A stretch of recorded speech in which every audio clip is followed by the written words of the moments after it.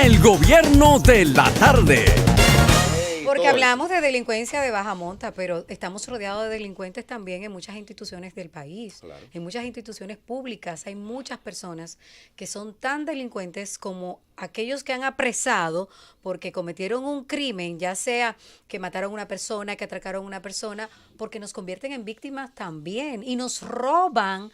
Y ese tipo de robo también quita derechos y eso es un crimen, lo que hace el tema de la corrupción, los corruptos. Lo peor es que eso legitima también un ciclo corrupto, porque el joven que no tiene movilidad en los barrios, precisamente por la ausencia de política pública, ve al Estado como el botín que le permite adquirir esa movilidad que el sector privado no le da. Entonces muchos quieren ser políticos, muchos quieren ser regidores, pero no porque entiendan que hay una agenda nación y porque tengan, no, es simplemente porque ese es el medio a través del cual yo voy a sufrir movilidad. Pero el capo también tiene en sus pies a los políticos y muchos aspiran a ser capo porque la impunidad también impera en este país y ellos ven cómo se desplazan de un lugar a otro y cuentan con el favor de las autoridades muchas veces. Pero además ven que hay un sistema que no funciona. O sea, y si no funciona para el que roba mucho, ¿por qué tiene que funcionar para mí, que voy a robar poco para vivir de eso? Además, yo soy un padre de familia, que no he tenido muchas oportunidades y que la justicia no puede ser más severo conmigo que como lo ha sido con los que se roban el país. Cuando yo hablaba ahorita de la entrada de los turistas a República Dominicana, me refiero en sentido muy llano a cuál es la facilidad, la simpleza para que aquí cualquiera con un ticket, un pasaporte o un discursito de turista llegue a República Dominicana. ¿Cuántos ciudadanos extranjeros necesitan visa para llegar a República Dominicana? No son muchos. Se lo quiero aclarar. La realidad es que aquí cualquiera llega, sin importar cuál sea la intención que tenga después de llegar aquí. Y la evidencia está ahí. ¿Cómo han llegado todos estos narcotraficantes y terroristas que después viene la Interpol y los encuentra pasándola bien en República Dominicana? Quiero hacer una corrección en relación con los quintiles. El primer quintil es de los más pobres y el quinto quintil es de los más ricos en lo que se llama estratificación social. Muchas gracias, bienvenido Álvarez Vega, que nos hace el señalamiento. Pero es muy importante analizar esto no en el plano fáctico, no en lo que se refiere a la evidencia, al dato, a la evidencia. El delincuente está ahí, hay muchos atracos, la sociedad ya no se puede salir, estamos hastiados de tantos delincuentes, etcétera. Eso es lo fáctico. Ahora, realmente nunca se estudian las causales, ni se ponen en las crónicas de prensa, ni se sacan a relucir. Son realidades sobre las cuales la sociedad dominicana también tiene no una culpa colectiva, sino una culpa depositada en quienes nos han dirigido y han hecho la redistribución de la riqueza en este país. Este es un país básicamente injusto. Excluyente. Es un país excluyente, donde ciertamente estos quintiles son trampas donde viven y donde además hay lo que hablaban ahorita ustedes, que en sociología se llama el valor de paradigma. Ese valor de paradigma es un modelo que se reproduce en este país como la verdolaga. ¿Por qué? Porque ¿quiénes son los triunfadores en este país? ¿Quiénes son los que poseen dinero? Ahora mismo hay un político que tiene un problema con su herencia y sus hijos y eso. Y ese político resulta que ahora tiene una fortuna que es descomunal. Que se ha descubierto por el lío. Por el lío. Pero así es cualquiera. Ahí anda uno haciendo campaña, por ejemplo, que un experto en economía electoral le ha calculado sobre 350 millones que ha gastado. Y tú dices, ese es el modelo de gente triunfadora, ese es el paradigma, Félix Bautista, Yomaira Medina, todos estos son los triunfadores. Todos esos hombres que llegaron con una mano adelante y otra atrás y salen de una posición pública y son millonarios. Son paradigmas, son modelos. Y a eso es que aspiran todos estos jóvenes que sucumben. Que porque el 60% de la población, por cierto, dominicana, está entre 1 y 35 años. Decidimos en las elecciones. Estamos hablando de no una minoría. Me estoy incluyendo. De una más importante. Pero en un país donde la desigualdad hasta en las cárceles se vea. Francis. El gobierno de la tarde.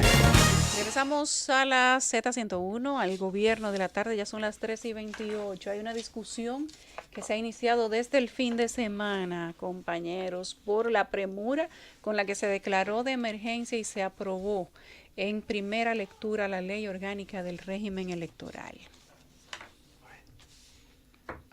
Todo el mundo hace silencio cuando se habla de la ley electoral. No, el problema es que hay tantas cosas que decir, la premura con que se aprobó, el detalle de que se aprueba con premura y por ejemplo el proyecto aún no está disponible para la ciudadanía en la página web del Senado, que se dan declaraciones de que el voto es obligatorio. No, porque ahora va a la Cámara de Diputados. Ahora va a la Cámara de Diputados. Decían algunos diputados durante el fin de semana que a ellos les iba a llegar, pero ellos no tenían conocimiento de qué era lo que se había arreglado, de cuál era el contenido que tenía el proyecto de ley. Aún cuando vaya a la Cámara de Diputados, si ya una de las cámaras aprueba un proyecto como ley, lo normal por cuestiones de transparencia y por cuestiones de acceso a la información es que ese proyecto que fue recién aprobado con urgencia lo suban a la página.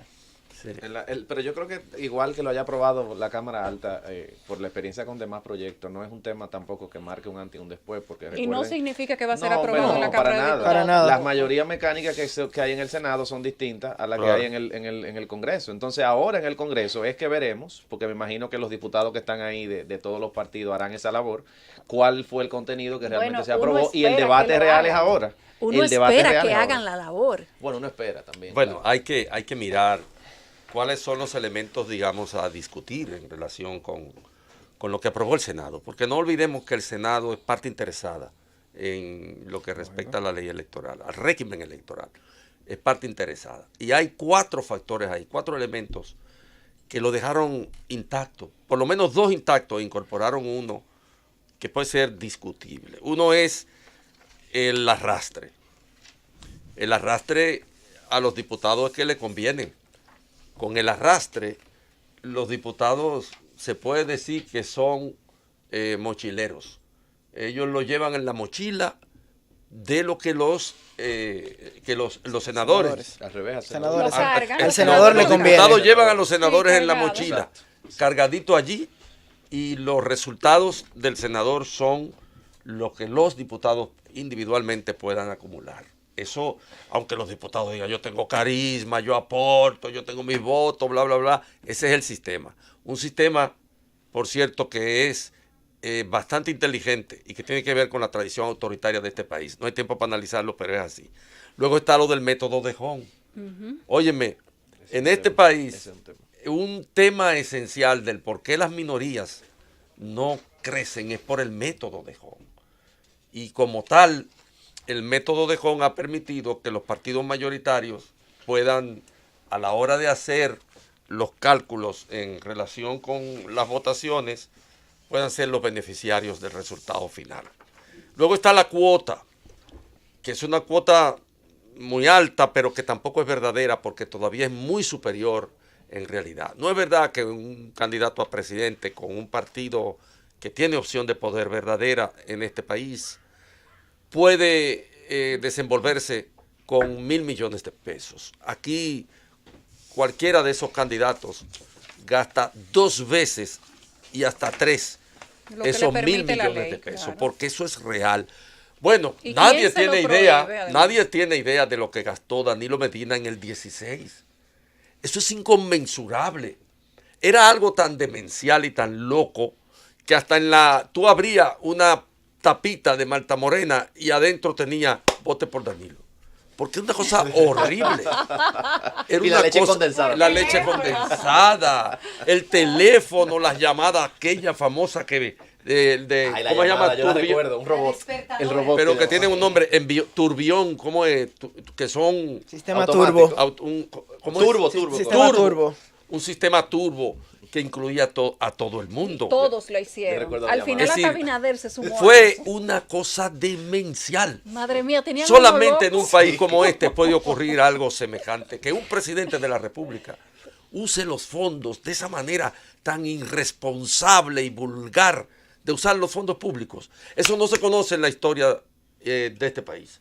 Y ahí están los datos, todos lo vivimos, todos fuimos víctimas de ese atropello Yo creo- icónico. Era la primera vez que un presidente hacía la llamada turbo. Sí, No, eso fue- primera vez, Sí. pero Sí, eso sí, cuesta sí. mucho Eso dinero fue una también. innovación. Sí, fue algo Eso costaba novedoso. mucho. Sí, Y no. por último, de los cuatro Y lo que de estoy... la tapita también. Por último, de los cuatro que estoy diciendo, está la obligatoriedad del voto. Realmente hay algunos países donde el voto es obligatorio y el resultado ha sido negativo, porque la obligatoriedad del voto se supone que no debía existir, dado que el voto es un ejercicio ciudadano. De Todos sabemos que no, convencimiento.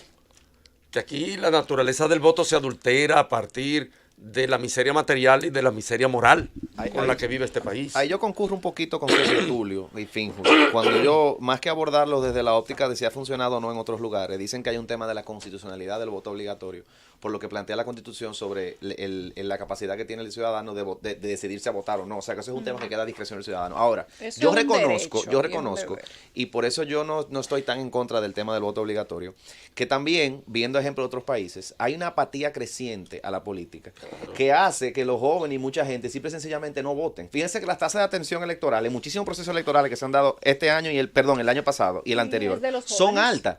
Entonces, hace unos meses yo Y escuché son los jóvenes los que un más se abstienen de metaestudio votar. que presentó Farid Zakaria, un comentarista muy interesante, que decía que en Europa, un estudio que se hizo de los países donde el voto era obligatorio y en los que no, en los países donde el voto era obligatorio se redujo la abstención. Entonces, yo no estoy diciendo que ese va a ser el caso en la República Dominicana, pero la lógica de intentar reducir la abstención a través del voto obligatorio, yo no la veo enteramente mal, yo personalmente. Fuera de la constitucionalidad que Sergio Tulio destaca y que comparto con él. Bueno, es un elemento novedoso, nuevo. Ya veremos qué funciones tendrá. En Argentina, por ejemplo, que el voto es obligatorio. El resultado ha sido negativo. Ha habido mucha y no hay sanción, porque esa es otra. ¿Con qué tú vas a condenar a la gente que no vote? ¿Cuál va a ser la ¿Cuál va a ser consecuencia? Sin sanción, el régimen de no consecuencias? tiene sentido eso. Además, que el voto sigue siendo un acto de conciencia. Si yo como ciudadano decido no participar en el sistema electoral de la manera que sea, en principio debería de poder hacerlo, hasta como forma de protesta. No voto porque ninguno de los El proyecto la casilla en blanco, Ah, pero un ahí momento, está. no voto o no participo porque el sistema no me agrada, no me gusta, lo considero corrupto, como muchas personas dicen. Pero es que sí. hay que aclarar un detalle muy breve, y es que se hizo una aclaración en cuanto a lo del voto obligatorio, y fue que la Finjus había opinado con base al proyecto antiguo. Al parecer, el proyecto que aprobó el Senado no contiene el voto obligatorio. Ah, bueno. Pero es que si es obligatorio, entonces no es democrático. Es una imposición. Bueno, Entonces, ahí- no necesariamente. No. Ahí hay una línea muy fina. Si es democracia, tú tienes el derecho de votar o no. Si es realmente una democracia. Si es impuesto, ya cambiamos. A votar en Lo que blanco. pasa es que O sea, te lo- dice que es un deber. Lo que pasa es que el voto obligatorio lo que implica es la participación en la actividad electoral de las elecciones. O sea, no es específicamente que usted vaya y vote por uno. Sin embargo, O sea, tú no puedes tener una sanción por no votar. Eso lo establece la No, Constitución. claro que no. La Constitución O no debería, por lo menos. no establece Entonces, una no, sanción. Exacto, no hay una sanción. Entonces no Dice- hace nada esa ley ahí. Les leo el artículo 75 de la Constitución, el numeral 2. Dice, votar siempre, todo ciudadano debe votar siempre que se esté en capacidad legal para hacerlo. Es un derecho y un deber de ciudadanas y ciudadanos el ejercicio del sufragio para elegir a las autoridades de gobierno y para participar en referendos.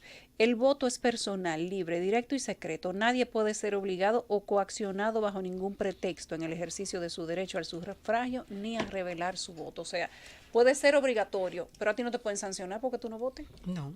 Lo que pasa es que si es obligatorio y no hay sanción, no es obligatorio. Claro. Entonces, O sea, es Lo que semántico. importa no es el derecho, Sí. es la Pero garantía. Pero qué tan O sea, si no democrático es- es eso, que a mí se me obliga a votar cuando yo no quiero.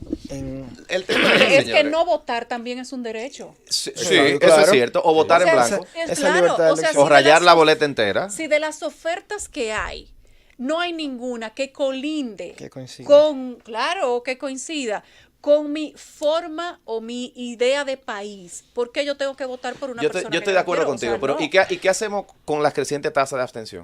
En Porque las últimas- pensemos un poquito más a largo la plazo. La clase democracia política ahora mismo está tiene en que crisis. preocuparse por eso, Bueno, Emil. pero Pero precisamente. si la gente no vota, si la gente se abstiene de votar es precisamente porque la oferta electoral Una no le forma llama de la protesta. atención. Eso Bueno, lo yo entiendo. tengo casi 4 elecciones, 3 o 4 elecciones que no voto. No, está bien, está en tu Y ese derecho. es mi Ya tú has derecho. votado 4 veces, Rosa. Oh, pero yo tengo 35 años, a ley de Dios. Y recuerda que hay elecciones cada 2 Ah, años, sí, es cierto. excepto la vez pasada, pero son cada 2 A años. mí, yo comparto tu criterio, pero insisto en que a mí me preocupa mucho el tema de la apatía política que yo veo en los jóvenes. Precisamente por no votar, precisamente por creer que todo el que está ahí es malo y que no hay nada que hacer por este país, es que los peores se cuelan. Ahí, pero es que Quizás si la clase gente usara el poder política- real del voto, otra fuera República Es que la Dominicana. Pero clase si me siento en mi política tiene casa que Pero ¿por quién a leer el voto? periódico y no hago nada, pues entonces el país va a tomar un Pero derrotero ¿por en quién el que yo no voto, tomo Emil? ni... Ese es el problema. Emil- ¿Por quién voto? Postúlate tú misma. Emil tiene... Y tú tienes que ser el cambio. Yo no tengo esa cantidad de dinero. Pero ya sentarme a tuviste. decir yo no voy a hacer 50 nada y aquí no hay millones. opciones, a mí me parece que es la peor de todas las salidas. Bueno, Bueno, la indiferencia, en eso tienes razón, es peligrosa. Peligrosísima. Bueno, la indiferencia es lo que lleva a los gobiernos autoritarios. De que venga uno que entienda, como en países muy cercanos, que a la gente no le importa lo que está pasando, que no va a salir a la calle a protestar y él tenga el derecho de hacer lo que le da la gana. O pase lo contrario, que venga un desaprensivo que normalmente puede colarse en sistemas donde la gente está muy decepcionada o simplemente está apática con la clase política. Viene una persona, un antisistema, y entonces rompe la tradicionalidad de la clase política que hay, y entonces ahí nacen los Bolsonaro, ahí nacen los AMLO, O los ahí Bukele nacen los también, no seamos tan Bukele. negativos. Pero la Quizá un abstención Bukele. también es un indicador. Sí, También es un sí indicador. lo es. Y es que una, esté creciendo es una preocupa. crítica al sistema. Sí, definitivamente. sí. Y en este momento que la democracia occidental y liberal está tan cuestionada por múltiples razones, yo creo que estos son temas que hay que debatirlo pensando a futuro. Porque la democracia sigue siendo, aunque sea imperfecto, como decía Churchill, es el mejor de los sistemas, después del peor. Entonces, ¿verdad? No podemos dejar que muera. pero lo que yo dudo un poco es que la obligatoriedad del voto permita que el voto crezca, la participación de los jóvenes, etcétera. Ni que Tal apor- vez otro el procedimiento. Yo cité el caso de Argentina, porque en Argentina el voto es o era obligatorio y los resultados no fueron No había fueron- sanciones, porque en Austria sí, en el estudio que yo vi. pero en y Austria habían sanciones. pero Austria tiene muchas cosas a su favor desde el punto de vista institucional. Es un país en el cual las instituciones son respetadas y en el cual las instituciones son operativas. Y aquí no tenemos, este es un país que padece anomia. La anomia es casi lo característico del funcionamiento institucional en la sociedad dominicana. Por lo tanto, lo que no tiene sanción en un país donde las instituciones son anómicas, sinceramente no da resultado. Hay que tener sanciones, en eso estamos de acuerdo. Porque si no, nosotros no somos suizos, no somos gente que asume esas cosas así. De todas maneras, Argentino tampoco. ni argentino. De todas maneras, son elementos nuevos. Se eliminó también lo del debate electoral. Es una pena. Y eso es una pena. Mira, por Eso- aquí hay alguien que, Andrés, que nos envía una opinión de lo más interesante. Si el voto le cuesta dinero al ciudadano, entonces el ciudadano debería sentirse obligado a hacerlo. Bueno, Eso también es cierto. pero O sea, eso es un discurso de las- deseo. Las elecciones Eso es lo que son yo de deseo. tu bolsillo. Sí. ¿Por qué la clase política, los que van a conectarse a los partidos políticos para llegar a cualquier candidatura, basado en el dinero que le da la población, va a hacer lo que le da la gana? Ciertamente, Por como Dios. tú lo detienes. Pero si lo hacen Si los no que es están, votando. los que manejan el poder. Óyeme, No es tan sencillo, ¿no? Danilo Medina gastó aquí dinero en cantidades tales Todo lo que tenía. que uno no, ese, por ejemplo, ese que está preguntando eso, yo me pregunto qué haría. Tendría que suicidarse para soportar una vaina así. Es que hay una práctica en este país. Votar en contra. Es que hay, ¿y qué hace con votar en contra si Danilo neutraliza 7 millones de votantes? Pero que si nosotros le decimos ¿Qué a la hace gente contar en que no contra? puede hacer nada y que tiene No, que lo que hay quedarse que a la decirle es, expectativa vote de por ver lo Luis. que otro dice, Digo yo, no entonces sé. ahí sí es verdad que No, le pero- estamos diciendo que se queden ¿Por qué lo inmóviles. es? Pero Y no. definitivamente la democracia dominicana no depende del Por voto. otro que no sea Danilo, estoy pensando yo. La democracia, Pero nuestra democracia no depende del voto obligatorio. Eso yo creo que hay que tenerlo claro. no, y Necesitamos un régimen de sanciones más claro, necesitamos reducir el tema de lo que cuesta la campaña, necesitamos un cambio de la cultura política, o sea, de eso sí depende Y nuestra necesitamos democracia. muchas cosas más. Por ejemplo, ¿tú crees que la gente libre cuando vota, cuando echa el voto, tú crees que son libres? Bueno. El voto es libérrimo en la sociedad dominicana, Condi- una sociedad llena de miserias, altamente de condicionado. elementos de mediación, de quien tiene el poder estructural determina muchas veces el destino de los otros, de que Mira, son maquinarias electorales.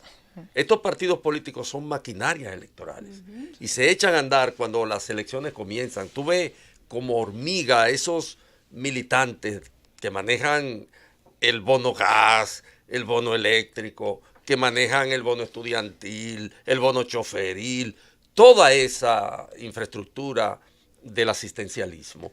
Tú los ves como hormiga en la casa de la gente, tomando, levantando Súper afables.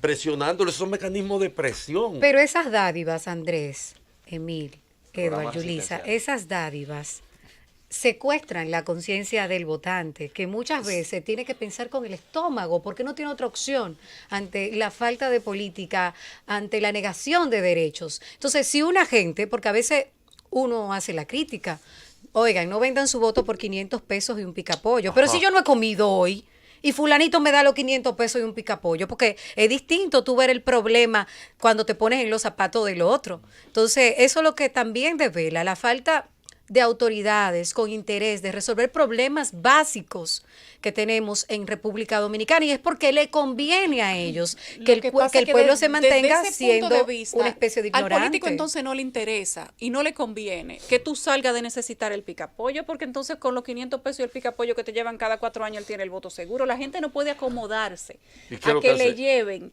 esas, eso es basura, a que le lleven ese tipo de basurita cada cierto tiempo, porque después de ahí ellos no ven la gente. Y además, como decía el oyente que nos estaba escribiendo hace un momento, lo que van y te dan es de lo mismo cuarto tuyo, es de lo mismo que te quitan, de lo mismo que te roban, de lo mismo que se llevan del Estado Dominicano. O sea, no es que ellos lo sacan de su bolsillo y van y te compran el picapollo y te llevan los 1.000 o los 500 pesos y después te llevan la cédula.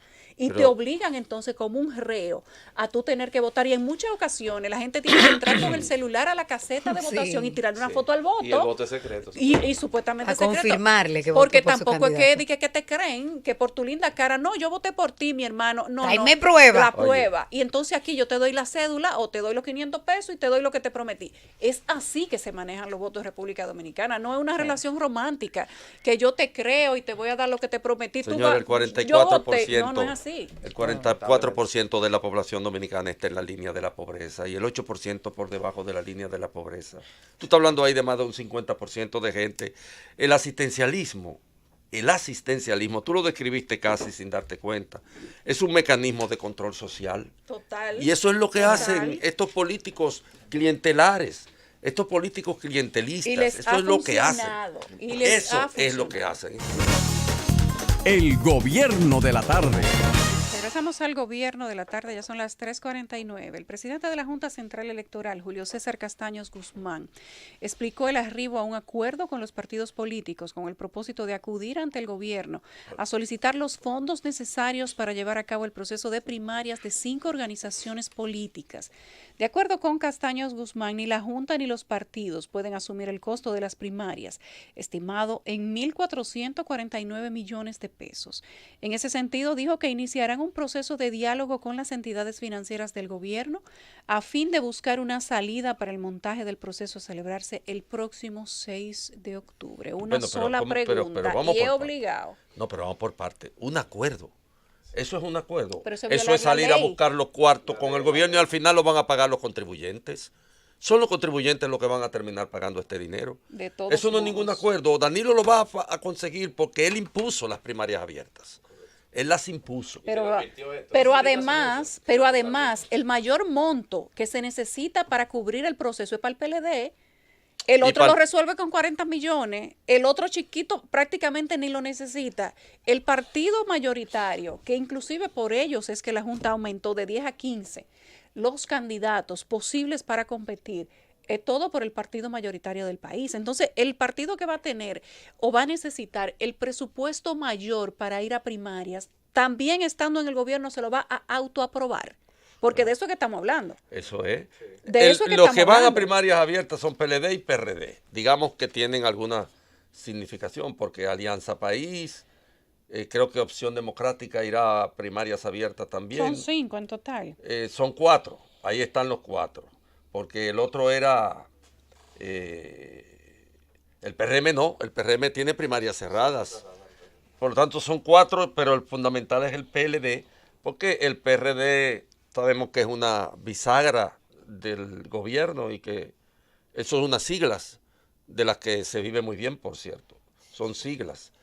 Y el PLD es el único de importancia en términos de su gravitación política en la sociedad dominicana. Es el único. La Junta también ahí, en términos del manejo del tema. Ha salido floja la Junta. Sí, porque ¿cómo es posible que existan unas variaciones de criterio tan grandes de un momento a otro? Se nota como que no ha habido un proceso de pensar esto bien antes de salir a la luz pública. Comenzando por el hecho de que la ley es clara respecto de cuál debe ser el mecanismo de financiamiento. Eso debe venir de los partidos, todo el mundo lo sabe. Ahora todo el mundo se está montando en la ola de que no lo quiere porque se ve el rechazo que ha generado en la opinión pública. Salió el señor Miguel Vargas Maldonado diciendo ayer que el PRD está en contra. Incluso del mismo sector oficial, increíblemente, el ministro de Hacienda dice que no, que el gobierno no tiene presupuesto para eso. Entonces no entiendo. Y alguien planteó la reformulación del presupuesto, que es una ley, porque frecuentemente se olvida que el presupuesto es una ley. La primera ley de todos los años. Sí.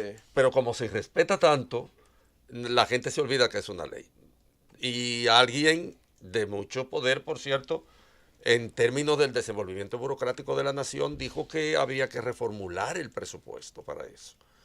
Porque además es una cifra de envergadura, eso no es, son 1.200 tres millones de cheles. pesos. Son 1.500, porque son Pero hay 1.249 y 200 que le da la misma Junta. ¿Y de dónde vienen esos 200 que le da la Junta? Somos No, nosotros que todo lo viene estamos de los pagando. Claro. contribuyentes, pero hay 200 que son de los que lo tienen que poner los partidos. De, lo que De ya los le asignamos 1.500 nosotros. que le salen a ellos este año para que hagan su campaña, que por ley le sale también mensualmente una partida que se le acumula anualmente y en el año preelectoral, por supuesto, que incrementa. Y yo creo que nadie critica que uno quiere partidos políticos que tengan democracia interna, porque no se trata de eso tampoco. No. O sea, Sí, no llevemos el pero- tema a un extremo, no, pero ese costo ni es exorbitante. tampoco que nos vengan a nosotros con la ideología filosófica de que la democracia vale cualquier precio. No, claro que no. claro Porque que aquí no se está hablando de algo que salió de un referendo. Claro que eso no. salió de un acuerdo de partidos políticos. Eso no fue Correcto. la gente que votó a favor de eso. Correcto. Y si eso salió del acuerdo de partidos políticos, que lo asuman los partidos políticos. Además, eso, ellos mismos acordaron en esa ley de partidos que ellos iban a cargar con el costo de su proceso interno, porque son procesos internos a todo esto.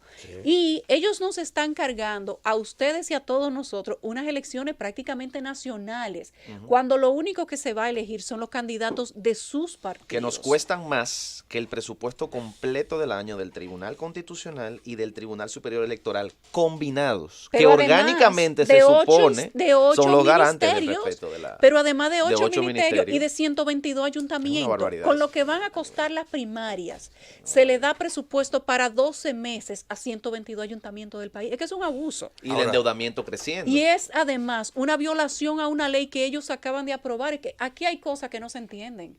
Bueno. Esta es la sociedad de la sin razón. Uno se vive preguntando cosas, por ejemplo, ¿cuánto nos cuesta administrar el aparato del Estado en la sociedad dominicana?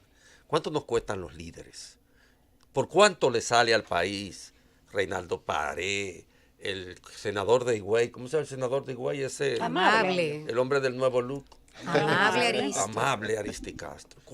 ¿Por cuánto le sale al país Amable Aristi Castro, Sánchez Roa? ¿Por cuánto nos sale Reinaldo Pared Pérez? ¿Por cuánto le sale administrar este país, el aparato del Estado, por parte de esa gente que se llama líderes, que son dirigentes políticos? En este país debe haber una auditoría de eso. ¿Cuánto nos cuesta un diputado? ¿Cuánto nos costó durante muchísimos años el liderazgo de esos ventorrillos que tienen siglas? Y que vamos a ver ahora si la ley electoral termina dejándolo en la cartera. Pero que aquí hay gente que vive de esas siglas. Nosotros tuvimos un liderazgo frugal, muy frugal. Juan Bosch era un tacaño proverbial y era un tipo tan frugal que su fama de tacaño la conocía todo el mundo, pero con el dinero público era todavía intransigente. Muy, pero muy intransigente. Señores, Balaguer se murió creyendo que ganaba 3,000 pesos. Y lo decía cuando le pedían aumento, pero si yo vivo con 3,000 pesos. Claro, eso todo el Decía. mundo sabe que era Eso mentira. creía él. Y Balaguer nunca tuvo estos excesos. Yo soy una de las personas que estoy muy alejada del balaguerismo, porque yo viví muchos años fuera de este país por culpa de Balaguer. A Balaguer le Y- daban y- 3.000 pesos. Y él se murió, pero era frugal. Balaguer no tenía otras necesidades. Su única necesidad era el poder. Se alimentaba del poder. Peña Gómez era un ventarrón. Ese hombre no tenía un chel en los bolsillos. Cuando le venía alguien y le pedía a Peña Gómez una receta, él agarraba la receta y le daba un abrazo al tigre y llamaba a uno de los que estaba al lado de él. Si le daba un sablazo, oye, préstame 50 pesos ahí. Y se lo daba al tigre, porque él no tenía. Eso era un liderazgo plural. Estos tigres viven llenos de dinero. Pero realmente de uno se privilegios. cuestiona. ¿Cuánto dinero se ha metido en los bolsillos Reinaldo Pared Pérez, por ejemplo, en el Senado con el barrilito, teniendo la segunda circunscripción de mayor afiliación, de mayor cantidad de miembros? La segunda, porque la primera es el de la muda, es de, ¿cómo se llama? Cristina Lizardo. De Cristina Lizardo. Pero Es muda, Andrés. Bueno, ella nomás habla a través del salario. Ay, Andrés. Mire, pero por eso es que uno se pregunta, ¿son realmente líderes? ¿O es el erario que los convierte a ellos en líderes? Ciertamente. Porque así cualquiera. Bueno, sin arrastre Reinaldo no hubiese sido. Dígame en los usted. En los No, últimos- ni Reinaldo ni la mitad de los senadores que hay ahí. mitad. Ojo. En los Tienen esa chispa, ese carisma en de los últimos líderes. años, el principal, ese rastre. En los últimos años el principal líder ha sido el presupuesto nacional. Y de Eso hecho, decía Balaguer. en las campañas electorales se pasó de convencer mediante ideas, mediante programas, ¿Cuál idea? a trabajar el arte de convertir el dinero en voto. O sea, es una cosa increíble. En ocasiones da la sensación, da la idea que hay una correlación directa entre quien más invierte es también quien gana. Pero invierte del dinero ajeno. Francis. El gobierno de la tarde. Regresamos al gobierno de la tarde, ya son las 4:01. Antes de entrar en comentarios y en materia, tenemos que recordar, hablando de sistemas electorales, de división política, que ahora nos quieren dividir una provincia en dos, la tuya, Rosa, por cierto. Y ustedes saben por qué. Y uno no entiende cómo de una isla con 5 cacicazgos nosotros vamos a llegar a tener casi 100 provincias. Ahora Pero vamos lo por hicieron por Santiago 32, sí. hace poco. Vamos por 32, pero todos los días hay una idea nueva de hacerle un favor o una demarcación a la medida a una figura política y así se va multiplicando el mapa político del país y la verdad es que uno se pregunta así con los brazos cruzados, ¿hasta dónde es que vamos a llegar? Nosotros somos un país pequeño, no se supone que tengamos en 48,000 kilómetros cuadrados, 32 provincias ya es demasiado. Pero no se supone que a partir de ahí también el país se siga dividiendo. Brasil tiene 8.514, 8.514.215 kilómetros cuadrados, 177 veces lo que es República Dominicana y solo tiene 27 estados. Sí. Sí, eso es un tema. Eso es un tema crónico. Las capas de gobernanza y el costo que tiene la creación de nuevas capas de gobernanza es un asunto absurdo. Máxime en un estado donde el mismo gobierno constantemente nos dice que las necesidades de gasto exceden el ingreso y por eso se aumenta el endeudamiento, se habla de la sombra constante de una reforma fiscal y encima de eso seguimos creando nuevos puestos, sí. nuevos ayuntamientos, nuevos municipios, nuevas provincias. Eso es absurdo. Pero además es insostenible económicamente. Obvio, sí. Porque ¿de dónde más se va a sacar? Si es el mismo presupuesto que hay que subdividirlo. Y a eso, y si tú le Coger sumas a eso, prestado, si tú le sumas a agregar. eso, que nosotros tenemos un problema crónico de concentración del presupuesto de los ayuntamientos, que hace que los ayuntamientos se conviertan en una extensión del Poder Ejecutivo, porque la autonomía presupuestal de los ayuntamientos aquí, señores, es muy poca, eso lo sabemos. Y yo no digo que lo aumentemos de golpe y porrazo, porque sabemos que hay mucha corrupción. Cuando tú ves dentro de las instituciones públicas cuáles son las que menos reportan el estado de sus finanzas, son los ayuntamientos de República Dominicana. claro. El manejo más opaco Son escuelas de de las corrupción, finanzas decía son los Domingo ayuntamientos. Entonces, pero al mismo tiempo, si creas más y le das menos autonomía financiera a los que ya existen, tú estás indirectamente afectando la calidad del servicio público de todos los demás ayuntamientos que tenemos al día de hoy. Porque tú estás sumando nuevos gastos a un presupuesto que ya no le llega. Entonces, yo de verdad que no entiendo por qué ese tipo de cosas todavía las hacemos en el siglo XXI aquí. Eso es absurdo. Yo sí entiendo, lo que pasa, lo que no puedo asimilar es que se lo sigamos permitiendo. Porque yo sí entiendo, pero se lo seguimos permitiendo. Bueno, en el caso de San Juan parece que la forma como resolver la situación es darle una provincia a cada uno. O sea, Sí. ¿el territorio de qué tamaño es? De 2 por 2. Ok, vamos a dividirlo por la mitad. Tú coges un pedazo y Feli, el otro coge coge este un pedazo. pedazo, Yomaira o Lucía o La Tolete, no sé cómo llamarle, porque toleta. ella se autodefinió como una toleta Bueno, sí. De senadora. de senadora, que ustedes van a saber lo que es tener una toleta. Y una mochileta. Uno se ríe mucho aquí. Ella es la señor. mochileta. Pero mire, no la toleta. eso indigna. Claro que sí. Yo crecí en San La Juan mochileta de San Juan. y no fue hasta el otro día que yo escuché hablar de esa señora. Bueno, ya Y no era me diputada, crié en San Juan y no fue hasta el otro día que yo escuché hablar de esa Y de señora. Feli, tú habías oído hablar hace mucho. De Feli he escuchado más porque hace un tipo de política que Porque con saco. Los gatos No tienen con 7 saco y vidas. corbata. Ustedes no saben de qué saco me refiero. Sí, de los sacos Saco de tejidos. cuarto, le dicen en San Juan, de que anda con su saco. Y de Félix vamos a hablar, señores, porque lo que hizo Félix en la UAS, No, yo la y crítica se la además hago a la UAS. sigue Yo también. Que sigue me corre- prometiendo anillos. Ayer en otro acto prometió anillos, a pesar de que lo hizo de una forma irregular. Sí. ¿Por qué? Se lo voy a decir más adelante. Bueno. La pregunta aquí es, como dice don Andrés, ¿por qué el senador, que no tenía nada que ver con la investidura, tenía la información personal de la medida del dedo de cada estudiante? ¿Cuántos estudiantes autorizaron? ¿A cuánto le pidieron permiso para tomar la medida de su dedo para comprarle un anillo? ¿Cuántos de ellos realmente habían pedido que se le diera? Y aún, si ellos se lo encuentran gracioso, bonito, alegre, una ayuda, que se lo dieran. ¿Qué clase de política es que se le está enseñando a la gente aquí? Bueno, yo pregunto a las autoridades de la UAS en San Juan la razón, la naturaleza de la autorización a participar en un acto académico solemne, porque las graduaciones no están al margen de la malla curricular. Las graduaciones son parte de los actos académicos y en consecuencia son de solemnidad, de mucha solemnidad, por cierto.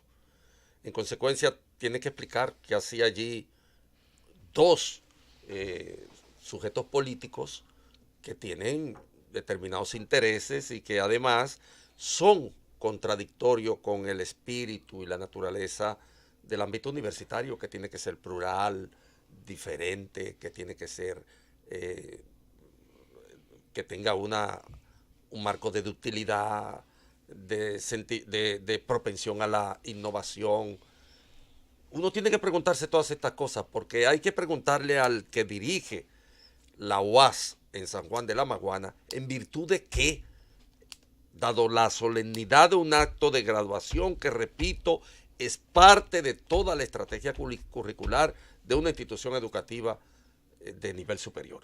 En consecuencia, hay que explicarlo. Y luego, el hecho de someter a la indignidad que supone el juego entre dos políticos gobiernistas que se disputan darle un obsequio a los estudiantes como parte de la estrategia proselitista y que todo el mundo sabe la naturaleza de esos fondos. Porque Yomaida Medina no da esos cuartos de sus bolsillos. Ella no tiene ni nunca tuvo con qué dar esas cosas. Y Felipe Bautista ni se diga. Todos conocemos lo emblemático que es su nombre a nivel internacional, incluso mundial. A nivel mundial. Repito, a nivel mundial, para que la gente lo oiga. Es un corrupto reconocido mundialmente, porque hay una ley norteamericana que se aplica a muy selectos personajes universales que tienen una incidencia en la corrupción de altísimo nivel. Y a él se la aplicaron. Entonces, ese señor era el que estaba allí. Ese señor es un modelo para esos estudiantes que se graduaban. Y hoy se la aplicaron a otra persona, ¿no? La mochileta es un modelo Perdón, para los estudiantes. Más respeto. La toleta. La toleta. No, mochileta. La mochileta es un modelo para los estudiantes que se graduaban.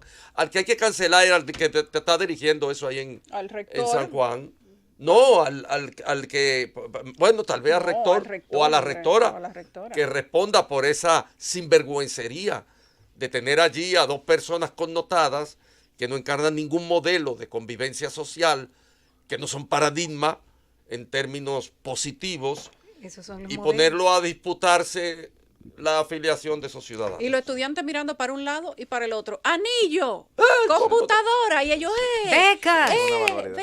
Señores, qué circo. Por cierto, hablando de circo, Yo quería saber, a propósito del video de la venta de Manu Guayabo, del punto de droga, que me dicen que ese video no es nuevo, sino que ya tenía varios meses y que ya había sido allanado el punto de droga en varias ocasiones, que ellos se tranquilizaban 2 días y volvían a ir a su negocio Pero una habitual, ¿verdad? demanda, parece que daban buenos precios, buenas Eso atenciones. parece como Buena calidad del producto. Parece Sí. como una pollera, aquí una porción, 2, mamá, mire aquí a mí. Una señora con su hijo están No. Yo detenidos. quiero saber La qué le imagen es pasa, surrealista. qué le pasa al Yo que estaba grabó espantada. el video. Que yo no lo puedo creer. Porque si no es porque se grabe ese video, ese punto estuviera tranquilo, Tranquilito. frío, Y con su vendiendo clientela. y con su clientela. Ya yo no Francis. dudo lo que dijo el senador. El gobierno de la tarde. Regresamos al gobierno de la tarde, ya son las 4:02. Iniciamos de inmediato con la ronda de comentarios y el primero es de don Andrés L. Mateo. Muchísimas gracias. Voy a hacer hoy un servicio municipal. Mi recorrido crítico hoy tiene que ver con algunos problemas municipales de importancia y de trascendencia, y que además, en el caso concreto del segundo, yo recupero de otros señalamientos anteriores. Bueno, el primero de estos señalamientos municipales, de este servicio municipal, tiene que ver con el Parque Mirador Sur. El Parque Mirador Sur. Y le pido al jefe de ornato y al de recuperación de espacio que pongan atención. El Parque Mirador Sur, por la parte exterior de la Cayetano Germosén, está siendo completamente arrabalizado, está siendo tomado, está siendo vandalizado, y es muy penoso que mientras hay algún tipo de preocupación adentro del parque, ese farallón y esa zona que es zona de amortiguamiento del Parque Mirador Sur esté siendo vandalizada de forma tan canalla cotidianamente.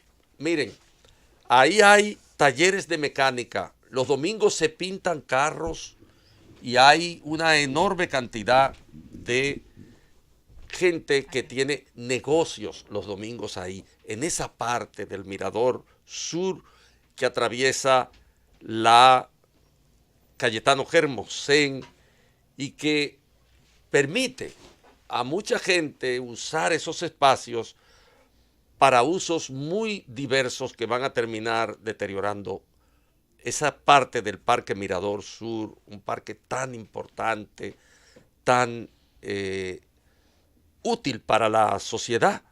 Balaguer, un personaje de referencia vinculada a la tradición autoritaria de la sociedad dominicana, era sin embargo un defensor del medio ambiente.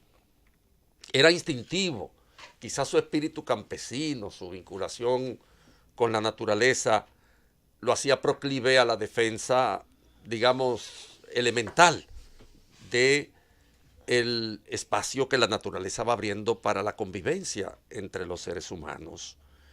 Y por eso, en vida, nadie se atrevía a tocar ese parque, ni a rabalizarlo. Nadie se atrevía a construir, ahí hay construcciones. A la entrada del Parque Mirador Sur se acaba de hacer un enorme edificio que le robó una parte importante al Parque Mirador Sur. Y el síndico David Collado debía tomar carta en este asunto. Que ponga una patrulla móvil en motor por la zona, toda la zona de la Cayetano Germosén, para que evite que el Parque Mirador Sur, en la parte externa que tiene que ver con la Cayetano Germosén, sea vandalizado, sea arrabalizado, como lo están haciendo poco a poco.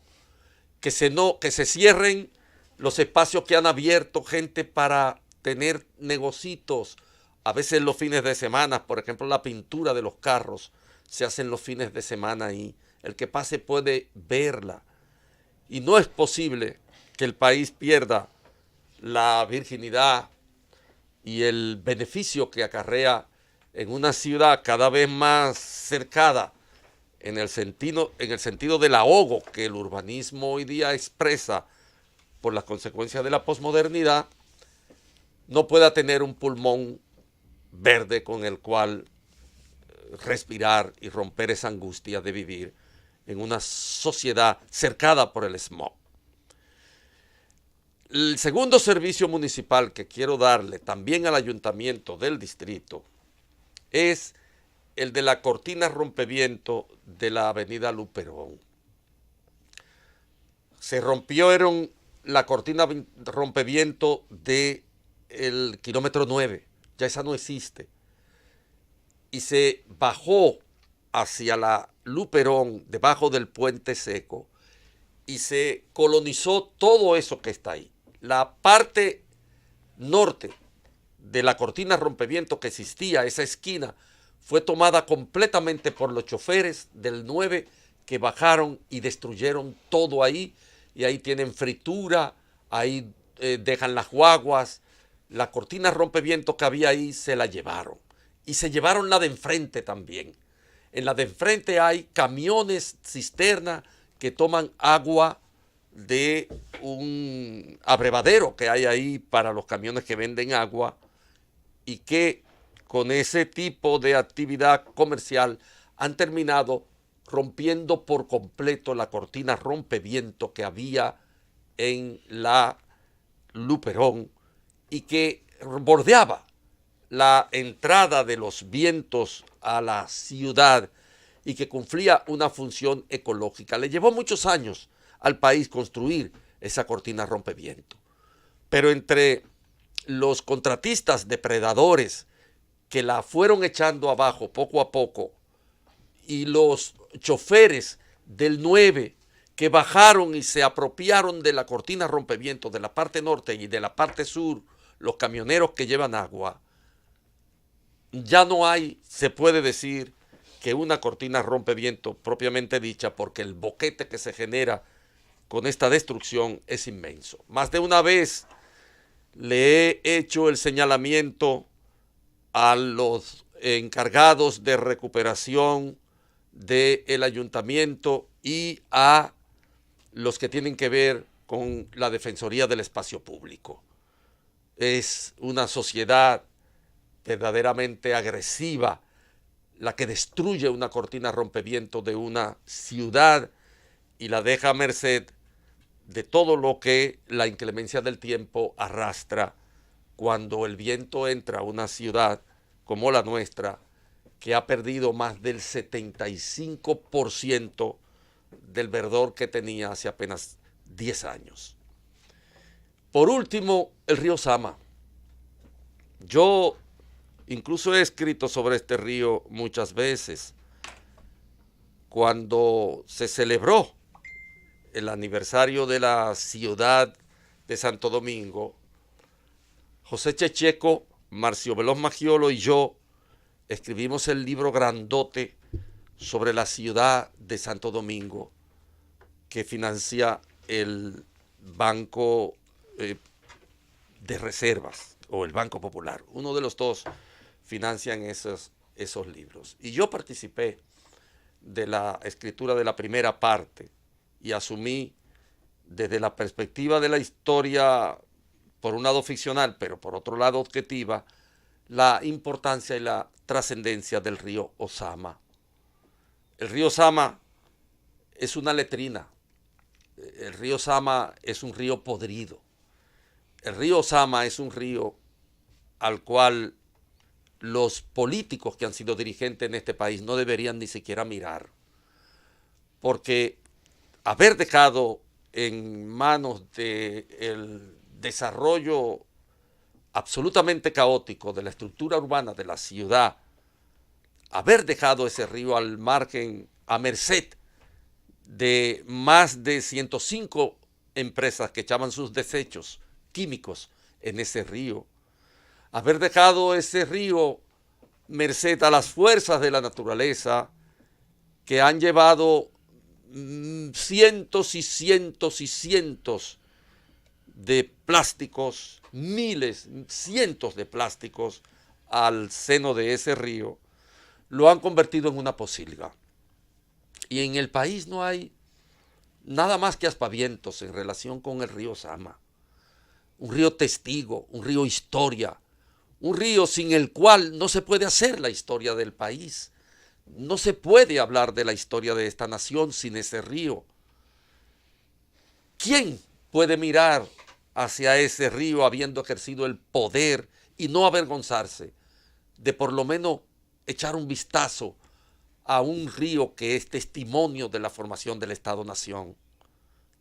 La verdad es que si aquí en la República Dominicana quienes nos han dirigido en los últimos 50 años pudiéramos pasarle inventario y llevarlo a un paredón moral, el tema del río Sama fuera parte del expediente que lo juzgaría ante la historia. Porque ese río está podrido, está abandonado. Por más aspavientos que hacen, el río es cada vez más una imagen pesarosa de sí mismo. El río Sama es, sin duda, una letrina que debería avergonzar a todos los que en la República Dominicana han tenido la posibilidad de salvarlo. El gobierno de la tarde. Este es el gobierno de la tarde, esta es la Z101, ya son las 4:25 de este lunes, iniciando la semana 11 de febrero. Continuamos con la ronda de comentarios y es momento de escuchar a Emil Chireno. Bueno, buenas tardes y muchísimas gracias, mi querida y estimada Yulisa, y a ustedes, público oyente. Bueno, usualmente yo concentro mi análisis por un tema de que la doxa, por pasión intelectual mía, siempre va más allá de la frontera. Pero hoy hemos hecho un programa que está muy enfocado en los múltiples retos que enfrenta la sociedad dominicana. Y hay uno que quiero abordar, que veo que no hemos tocado y que creo que es de trascendental importancia para el futuro de nuestra economía. Si usted quiere entender cuáles son las prioridades de un gobierno, yo siempre he dicho y reitero que usted debe leer su presupuesto. No escuchar los discursos de los políticos, sino su presupuesto. Pero si usted quiere entender cuáles son las industrias más importantes de un país y cómo un país está garantizando su sostenibilidad en el tiempo, usted tiene que ver cuáles son las industrias que más aportan al fisco y que más empleo generan. En la República Dominicana, todos sabemos que la industria del turismo es una industria de trascendental importancia para el futuro de nuestro país. Lo es porque ha permitido la creación de cientos de miles de puestos de trabajo. Lo es porque ha sido el catalizador fundamental de la inversión extranjera directa y de hecho, luego de minería, que por un momento ha repuntado mucho en la cantidad de inversión que atrae, turismo siempre es el sector que de forma significativa atrae más inversión de todos los sectores de la República Dominicana. Sin embargo, el turismo depende para su sano desarrollo y sostenibilidad en el tiempo de un marco regulatorio fuerte. ¿Por qué? Porque el turismo depende mucho, no solamente de la calidad de los servicios públicos que encuentren los inversionistas, las carreteras, los servicios de electricidad, el tema de la seguridad ciudadana, sino que también depende en gran medida del medio ambiente. Y depende de que sepamos nosotros preservar la belleza natural que tiene esta isla, que lamentablemente, precisamente por ausencia de regulación muchas veces, otras por clientelismo, pero lamentablemente se ve erosionada por la actividad turística. ¿A qué me refiero? Nosotros hemos hablado mucho del sur y de cómo el tan preciado desarrollo que hemos visto ha permeado la economía dominicana, entrando por el este, primero por el norte con Puerto Plata, que en su momento, en los 80, pues llegó a ser uno de los destinos incluso de mayor costo en el Caribe. Ahora Punta Cana, que sigue siendo el imán tradicional de inversión y de hecho el aeropuerto más activo que tiene República Dominicana y uno de los más activos por volúmenes de pasajeros de toda la región. Sin embargo, en el sur, que apostamos ahora por un nuevo desarrollo y se abren nuevas oportunidades, se cierra el capítulo bochornoso de la titulación de los terrenos de Bahía de las Águilas, se abre la posibilidad de desarrollar la región. Me pregunto yo, ¿cómo estamos pensando los dominicanos en desarrollar los activos turísticos no explotados todavía? Porque definitivamente el modelo tradicional de turismo todo incluido, que es el que ha hecho que este país repunte por el costo y por el volumen de clientes y turistas que trae todos los años. Es un modelo que sabemos, lamentablemente, en ausencia de regulación y de régimen de consecuencias, puede ser muy depredador para el medio ambiente. Esta isla, a pesar de tener todos los recursos naturales que tiene, yo estoy completamente convencido que no puede aguantar desde la óptica medioambiental 3 Punta Canas más. Y lo digo 3 Punta Canas más por la concentración de hoteles, por la concentración de turistas y también por, obviamente, la gran, a veces, incontrolada depredación del medio ambiente en la que incurrimos cuando construimos hoteles destruyendo manglares, cuando destruimos hoteles que no pueden tratar como deberían tratar sus aguas residuales. Y eso es algo que tenemos que pensarlo bien, señores, porque si la República Dominicana en el largo plazo, con todas las vulnerabilidades que tenemos por ser un pequeño estado insular en desarrollo, un país con una exposición a los efectos del cambio climático magnificada, precisamente por encontrarse al nivel del mar y por tener una capital, que no lo digo yo, eso se ha dicho ya varias veces, la última fue el Banco Mundial, una de las capitales de América Latina más amenazada por un incremento en los niveles del mar. Entonces digo todo esto para que tengamos en cuenta que el tema medioambiental y la forma en que nosotros regulamos la industria turística, que de él tanto depende, es muy importante. Y a mí me preocupa mucho ver, con esta antesala, las declaraciones y el accionar de nuestro actual ministro de Medio Ambiente. Cuando uno se supone que tiene una institución pública que está ahí para garantizar que el patrimonio medioambiental de todos se proteja y ponemos a cargo a una persona que lamentablemente se ha vinculado a una industria que hace lo contrario, que es la agrícola en la República Dominicana, nosotros tenemos que llamar la atención al gobierno de nuestro país y a la sociedad. A mí me parece, señor ministro, que su rol no es el de garantizar los intereses de personas que tienen ya riqueza creada en el sector agrícola y otras que utilizan nuestros parques nacionales para crear nueva riqueza, porque no es un secreto que aquí se depreda en los parques nacionales para sembrar. Y aunque eso parezca como algo inofensivo, bueno, alguien sembró aguacate, bueno, alguien sembró naranja y eso en nada me va a afectar a mí. La realidad es que los ecosistemas son muy sensibles y muchas veces el usted introducir actividad agrícola en un lugar que no están las condiciones dadas para tenerla puede significar el fin de especies endémicas y una crisis de consecuencias que quizás ahora mismo no estamos viendo. Entonces, a mí me gustaría ver mucho más proactividad del gobierno dominicano en la protección del medio ambiente. Yo estuve hace 2 semanas con unos amigos en el Parque Nacional José Armando Bermúdez, en el Pico Duarte, un periplo que hago todos los años junto a mi esposa y a muchas amistades.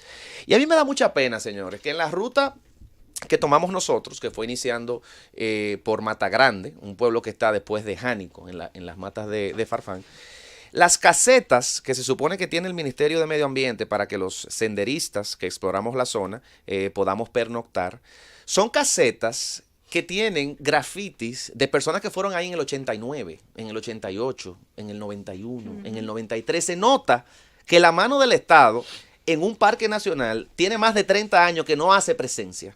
Ahí lo que se hace por la labor del senderista, por algunas organizaciones que no tienen nada que ver con el Estado y han asumido un rol, como por ejemplo este señor, Iván Gómez, que ha hecho un trabajo muy interesante, pero me da pena que ese trabajo no venga de parte del sector público, porque así como tenemos nosotros muchas playas, yo no me canso de decir en mis cuentas de redes sociales que la belleza de República Dominicana va mucho más allá que la suma de sus playas.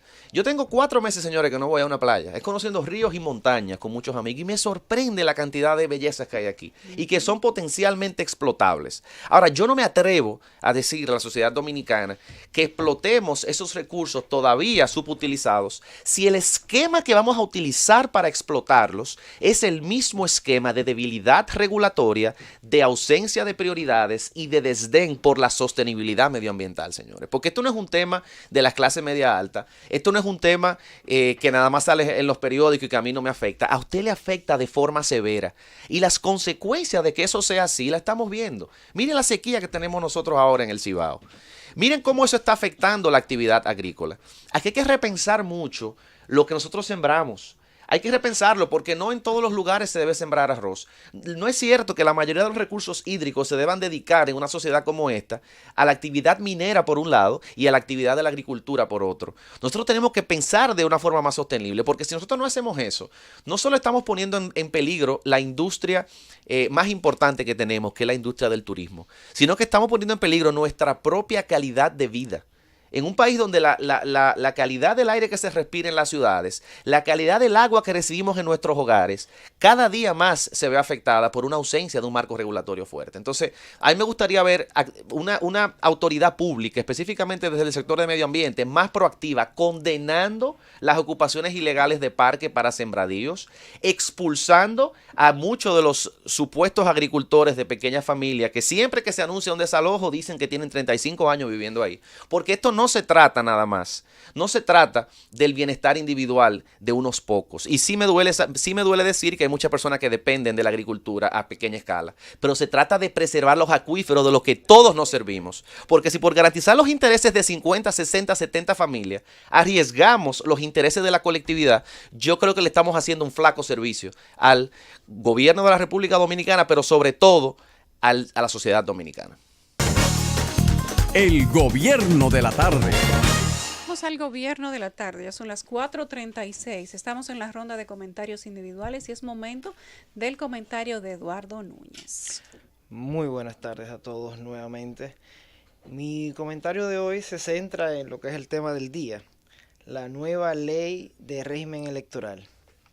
Quiero comenzar diciendo que esta nueva pieza, que aún no ha sido aprobada por el Congreso de los Diputados, viene a conformar la pieza o la parte restante de nuestro sistema jurídico electoral, conformado por la ley del Tribunal Superior Electoral y la ley de partidos políticos. El primer punto de crítica a la ley aprobada por el Congreso, por el Senado, ha sido la rapidez en la aprobación. Un importante detalle sobre esto es que los méritos de una ley no se miden por la rapidez o la lentitud por la que fue aprobada. Es decir, esto podrá llamar a suspicacia, pero no desmerita en sí mismo lo que la ley vale, lo que la ley puede hacer. Además, para determinar cuáles son realmente las bondades de una ley, la experiencia ha demostrado que es obligatorio esperar a su aplicación, pues es de ahí que surgen nuevos problemas que no se pudieron ver al momento de la concepción de la misma. Pero, ¿por qué traigo esto al comentario de hoy? Llama mucho la atención que la ley del régimen electoral haya sido aprobada en el Senado a pesar del gran número de proyectos de ley que se encuentran perimidos o del gran número de proyectos de ley que se encuentran aún pendientes. Solamente habría que tener en cuenta, por ejemplo, una ley de igual importancia que la ley de régimen electoral, quién sabe si más, como el Código Penal, que aún no ha sido aprobado. En las mismas circunstancias se encuentra el Código de Procedimiento Civil. Para entender la importancia, por ejemplo, del proyecto de Código Penal, basta recordar el mal sabor que le dejó a la sociedad dominicana la configuración actual de la complicidad y el manejo de pruebas en el caso de la niña Emily Peguero. Otro detalle muy importante en el caso, en el tema de la ley de régimen electoral, es el financiamiento.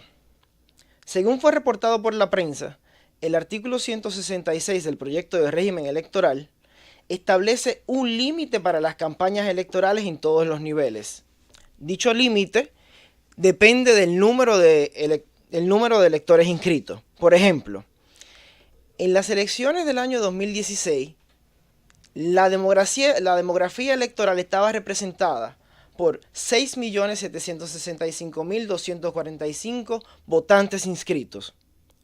Tomando como referencia el monto establecido por dicho artículo, esto supondría una cifra tope de 848.742.512,5 centavos para la campaña presidencial. Naturalmente, esta cifra solo adquiere validez si para el año 2020 el número de electores es idéntico al del año 2016. La tendencia es que sea un número mayor, lo que implica que ya de entrada, para el costo de una campaña presidencial, estaríamos hablando de casi 1.000 millones de pesos. Comparativamente, nos sirve el ejemplo español, cuyo tope es de 13.5 millones de euros para una población de 45 millones de personas. Según lo que establece el proyecto de régimen electoral, nuestro tope sería de 16 millones de dólares. independientemente de si el monto puede calificarse de objetivamente exagerado, a mí me surge la gran pregunta de quién va a fiscalizarlo y cómo. O sea, quién va a controlar los aportes a la campaña de cada uno de los candidatos. Otro tema de muchísimo interés en torno a la ley de régimen electoral es precisamente el sistema de arrastre, el sistema de proporcionalidad, el sistema de representación que hemos adoptado. Hay algo que tiene que estar claro.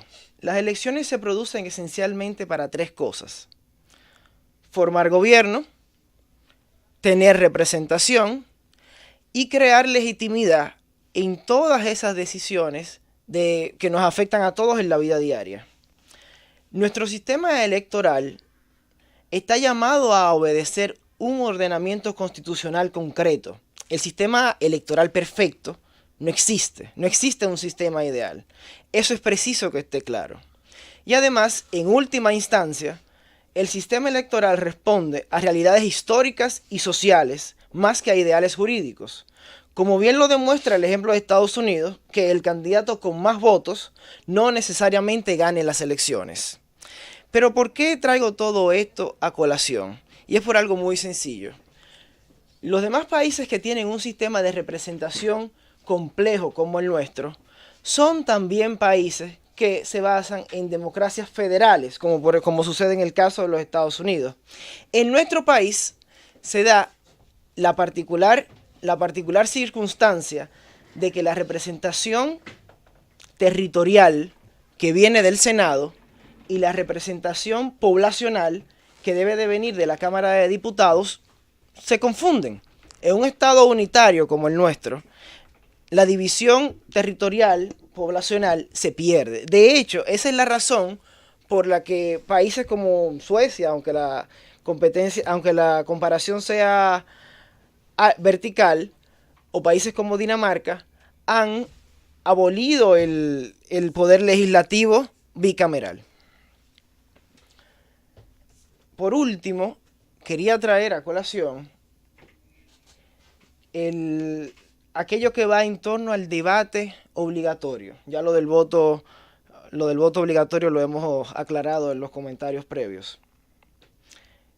En mi humilde parecer, en una democracia del siglo XXI, altamente marcada por la ciberpolítica, los medios de comunicación, el internet y las redes sociales, un debate obligatorio agrega un elemento que ya no es de simplemente marketing o de manejo de redes.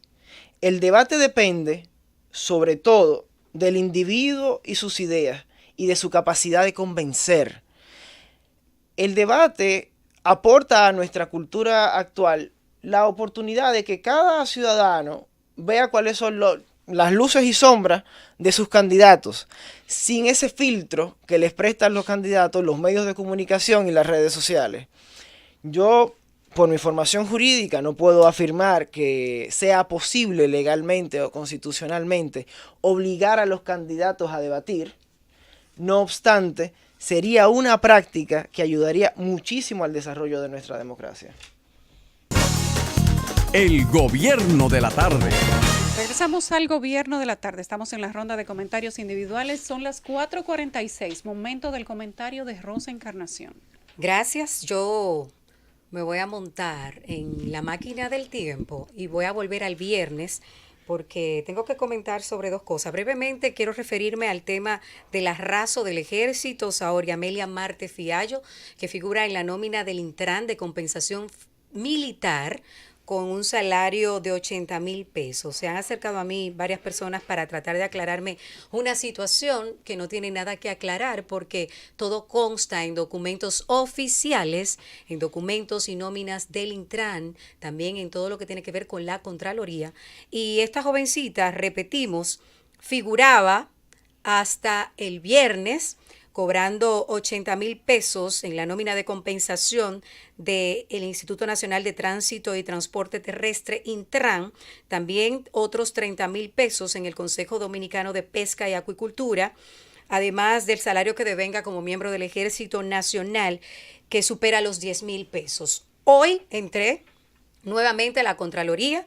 Cuando hablo de este tipo de salarios, lo confirmé en la Contraloría, lo confirmé en las nóminas individuales de estas instituciones. Sabemos que la ley impide que usted cobre en 2 instituciones al mismo tiempo. Sin embargo, cuando nos decían que ya dejó de trabajar en el Consejo Dominicano de Pesca y Acuicultura y que por eso fue trasladada al Intran, desmentimos la información porque en ambas instituciones, según lo establecido en la Contraloría hasta el mes pasado, ella estaba cobrando en las 2 instituciones al mismo tiempo, hasta el mes pasado. Ahora, cuando entré esta mañana a la Contraloría, me doy cuenta que fue modificada del viernes para acá esa situación y que ahora solamente figura cobrando los 80,000 pesos del Intran. Insistimos, está en la nómina de compensación militar y aparece como personal de vigilancia, un arraso, devengando más incluso que coroneles.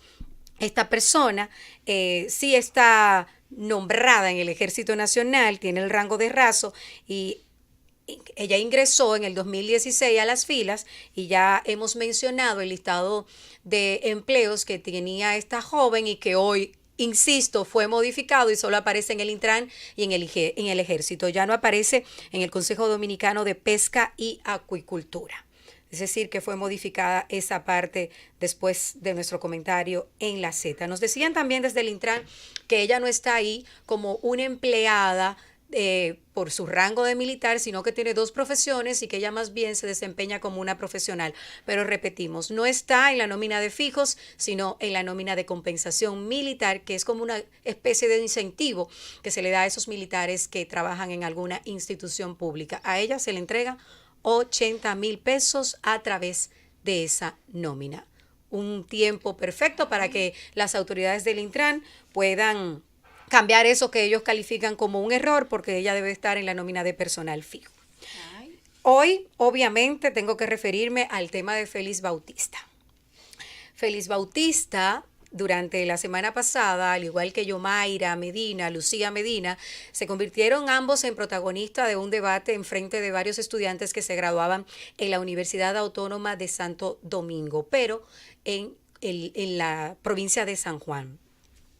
Durante este acto, ya todos sabemos, es de conocimiento público, Yomaira, cuando Félix Bautista entregó unos 70 anillos a los graduandos, también como una rifa, como un desafío ahí público, también entregó computadoras y becas a esos estudiantes que tenían un índice académico bastante alto. Félix Bautista ha seguido, señores, con la entrega durante este domingo y promesas de entregar anillos y todo eso. Ahora lo hizo nuevamente en la UAS. Él realizó una especie de reunión con unos 300 estudiantes a través de su Fundación Nacional de Desarrollo Integral.